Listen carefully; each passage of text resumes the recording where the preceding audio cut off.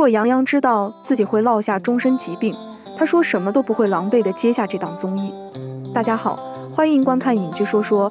在2013年的综艺节目《新兵报道》里，杨洋所在的部队没有完成任务，因此他们要接受毒气惩罚。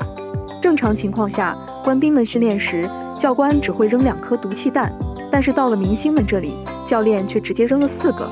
为了考验明星们的协作互助能力，4个人只分配了3个毒气面罩，但没想到在考验面前，人性如此不堪一击。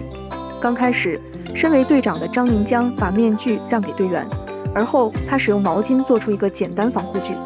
只是张宁江没想到毒气蔓延太过猛烈，不到1分钟的时间他就支撑不住。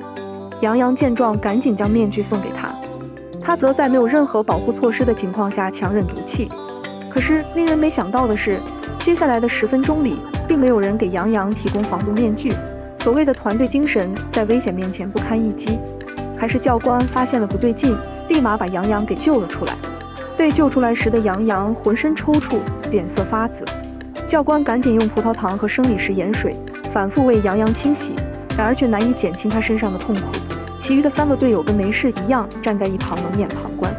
尽管教官第一时间为杨洋急救，但由于毒气吸入过多，他从此落下咳嗽的病根。拿走杨幂4颗牙齿后，李少红又赏了杨洋无数个耳光。当年16岁的杨洋被李少红选中饰演成年贾宝玉。杨洋的第一场哭戏在拍摄过程中，他自认眼泪已经流得够多了，李少红却径直走过来甩了他3个耳光。毫无防备的杨洋被当众甩耳光，委屈的眼泪直流。反倒是李少红很满意这个效果。杨洋还透露，导演这招催泪大法屡试不爽。不过杨洋和李少红的终极矛盾还在后头。2010年《红楼梦》在一片争议声中播出，杨洋则凭借剧里的表现拿下最佳新人奖。本以为小有名气的杨洋会受李少红青睐，结果2人合作的7年里，他始终穿梭在各种雷人剧中当男二。而电视剧《花开半夏》的开拍，正是压死骆驼的最后一根稻草。《花开半夏》原定男主是杨洋，女主正是李沁。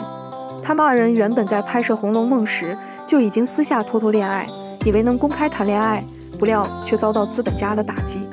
原因只是李少红干儿子林宇深想要历练，于是杨洋只能退居配角，眼睁睁看着女友和别人的绯闻热火朝天。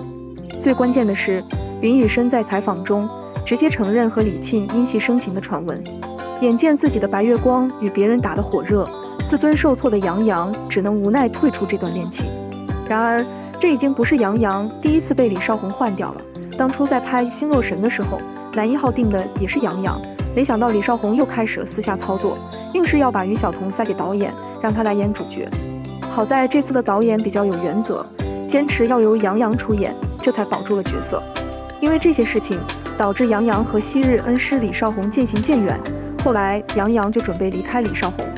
2014年，杨洋接下《盗墓笔记》，但是还没等到拍完，李少红就把《盗墓笔记》告上法庭，并且要求900万赔偿。理由很简单，因为杨洋接这部戏是没有经过自己的同意。这样一来，李少红彻底与杨洋撕破脸。因此，对于李少红的索赔，杨洋也霸气回应，自己早就提出解约，之后参演的所有作品都与李少红无关。杨洋的这波操作彻底惹恼了李少红，因此李少红一气之下取关了杨洋，并且同时放出一则声明和律师对话。仲裁时，杨洋拿出许多公司未能履行合约的证据，最终判定是李少红公司违约，2人之间的纠纷才就此结束。后来的李少红只要在采访中提到杨洋，就一定会说他忘恩负义，但公道自在人心，相信明眼人一看就能够知道什么才是真相。你见过当红艺人出席活动，衣服破了用双面胶粘着继续穿的吗？杨洋就是这样的存在。出道7年没有个人工作室，整个团队加上助理和保镖一共也才7个人，比启香等咖位的艺人，杨洋的团队就像是山寨小作坊。粉丝们实在看不下去，包了专车用大喇叭抗议，让公司对杨洋工作室的事情给个说法，闹得沸沸扬扬。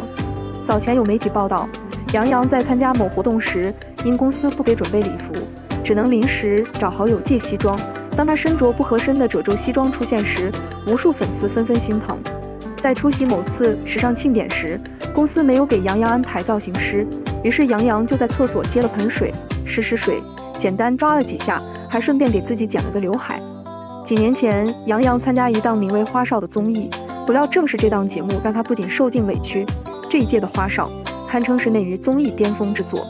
女星们的勾心斗角直接波及到了杨洋身上，许晴和宁静的争吵让整个队伍回家时忘记了杨洋。回到公寓后，大家才发现杨洋不见了。此时许晴提出要回去接杨洋，只不过这个提议却被导游拒绝。